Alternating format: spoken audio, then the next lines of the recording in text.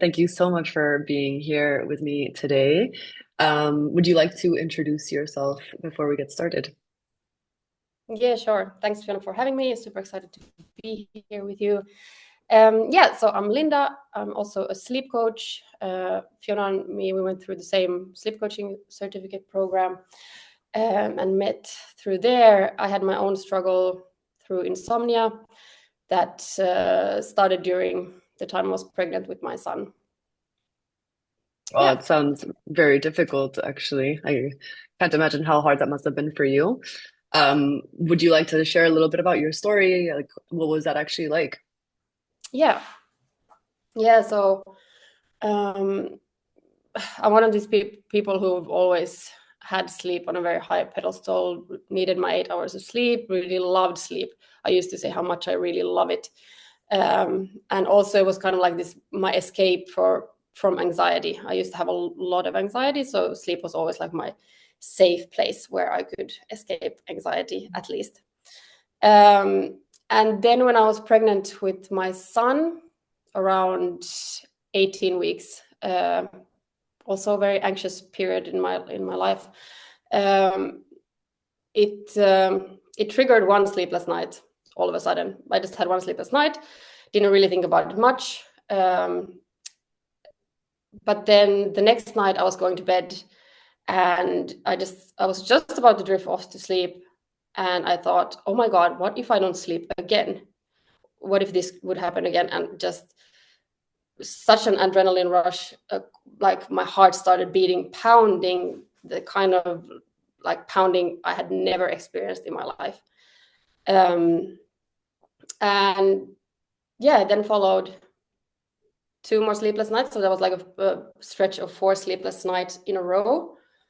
And I was visiting my family in Finland. I lived in Germany at the time, but I was visiting my family in Finland, and I was crying to my dad, like, I'm afraid that I'm never going to sleep. I'm afraid that this is going to hurt the baby. Like that, this was really such a huge, uh, this like added so much to the fuel of the fear, was that what if my baby is getting hurt from this, that I'm not sleeping, that I'm so worried, that I'm anxious. But then after 4 days, somehow I did sleep return and I fell asleep. I guess it was my partner came to visit, or like my partner also flew to Finland, so that calmed me somehow. But then I had these like reoccurring sleepless periods during my pregnancy. It was always like 4 to 5 days. And then I was like really hesitant if I wanted to take sleep aids. I was giving Unisom, it's like this very strong antihistamine, which it's okay to take during pregnancy. It's actually given for people who have really bad pregnancy nausea. So my midwife said it's okay, I could take it, but I was still like, I was so conflicted about taking the medicine. I was just Googling and like trying to find, I don't even know what I was looking for, but I was just like, is it okay to take this? Should I take it? Should I not? But then like, like it was this super, super strong conflict that I didn't want to take this sleep aid because I was afraid that it was going to hurt my baby, which it wouldn't even. But yeah, I didn't want to take it. So, but in the end, I did. I did take it during my insomnia during the pregnancy. But then, and yeah, so like during pregnancy, I thought all the time that this is my hormones, that this is just something to do with my hormones. That's the reason that I can't sleep. And this, I was also Googling this. I was just Googling pregnancy and insomnia all the time. And of course, if you Google pregnancy and insomnia, it will come up that it's very common to have insomnia during pregnancy, but it is not very common to have insomnia during pregnancy. It's very common to have sleep disruption during pregnancy due to either, well, at the end of the pregnancy, because the baby is so big, pressing your bladder, or you're very uncomfortable, or you have heartburn, pain in your body, like everywhere. So it's normal to have difficulty sleeping, especially at the end of your pregnancy. Usually the beginning of the pregnancy, you're super tired. But yes, I was convinced, okay, it's my hormones. So by the time the baby will come here, by the time he's born, everything will be okay. But I was also very worried, like, how am I going to cope with a newborn if I'm already so exhausted and I'm basically not, I haven't been sleeping for such a long time. But then at the end of the pregnancy, like the last 5 to 7, something like this weeks, I was just so exhausted. So like the last trimester, that I didn't really give the sleep any that much thought because I was so exhausted. And also I started to focus a lot on like the birthing. So my baby hadn't turned around yet. So I was really stressed out that I'm not going to be able to give birth in the way that I really wanted to, or that I have really prayed and hoped for, so that it would start quote unquote naturally at home, without being, or to have a cesarean. And yeah, so I didn't really think about sleep. I was sleeping well during this time because other things, I was focused on the birth. How am I going to get the baby out of me? That was my main focus. And then when William was around 4 months old, it got really bad. So it also, again, it just started from one sleepless night. And then that turned into 8 sleepless nights in a row. And then Unisom didn't help anymore. Nothing helped. I had to move in. So I moved into the living room. Me and my partner were like, okay, you move into the living room. So at least if you fall asleep, or when you fall asleep in the night, that the baby won't wake you up. And I was breastfeeding still at the time. So my partner had to like take over, and I was pumping milk for the baby. But so then, of course, I was just lying in the other room, just super anxious and also really sad because I just wanted to be in the other room next to my partner and my child. So I was like even torn about this. And yeah, then these eight horrendous days, just filled with anxiety all day, trying to take care of the child, which was also like, how am I even going to be able to, how am I going to take care of this child when I can barely take care of myself? But of course, with running with so much adrenaline and cortisol, you get through the days without any problems. And yeah, then after that, I went to the doctor and they prescribed me mirtazapine. So then I started sleeping with that. Yeah, of course. Like we were both in Germany, in Berlin at this time. Both Fiona and I. And yeah, so then, just adjusting the light is coming to my face. Then, yeah, so then I had I was on the mirtazapine for a while. Then I went down the rabbit hole. I trying all the sleep hygienes and self meditation, all the supplements. I had all these cocktails and routines, the morning routines and evening routines, starting from the morning, like running outside to get the sunlight in my face and not drinking coffee, all these things. Yeah, it also made me very paranoid when I was doing it. I was like, I'm gonna do this perfect, all of these routines. And I guess obviously now we know that this just makes it worse. But yeah, in the moment, it's like it makes so much logical sense. Yeah, it does. Yeah. Exactly. Like to just have full control. Like, okay, if I do all these things right, then it must. And also then finding some things that really, I had so many of these moments that I was like, I cracked the code. Like now I found that one thing that really works. It was some kind of supplement, or I really felt like this sunlight in my eyes, doing a small workout in the morning, plus having an ice cold shower, that really, really helped for a little while. But then of course, until it until it I did the didn't. cold showers too, actually. Yeah. Because the cold showers would make me like almost like not think about sleep. Like would do almost, especially like in the winter, if you're having like ice cold showers in the winter in Germany, it's just like such a huge like hit of like dopamine and like feel good kind of like hormones that you're like, okay, well, no matter what, I'll still be fine. And that almost kind of like releases a bit of the stress, at least for me. For the moment, Sorry? you mean? Yeah, for the moment and also for like a few hours later. But then, of course, like as the day progresses, it just progressively gets worse. Yeah. Yeah. I mean, for me, actually, that didn't happen at all. It didn't, for me, it didn't, yeah, in the moment, I was just like, this is so cold and awful. But if it does something, then that's great. Hmm. Um, yeah. And then it was just like these months of researching, um, dealing with being a new mom, having the worry and anxiety and um, the stress that comes from being like it's the most amazing time, but it's also a very stressful time, and especially when a child is born, or when you become a new mom, this is a time that insomnia can often uh, like start, because we are many of us are told that we're supposed to like rest when the baby is sleeping because we're getting so little sleep, and then also this like stress of not you all the time know that your baby is going to wake up, or then that you're afraid that your baby is going to stop breathing when Hmm. they are so small.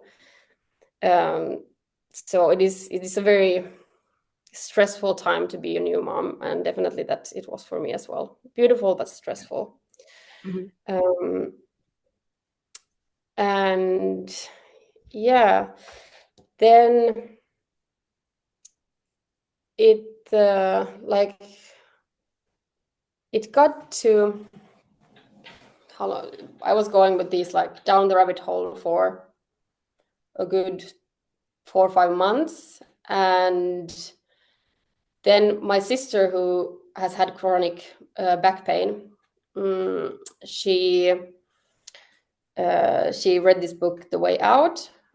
She Hmm. told me that maybe you can find some kind of resource to like maybe there is some kind of book that will help you with this. So Hmm.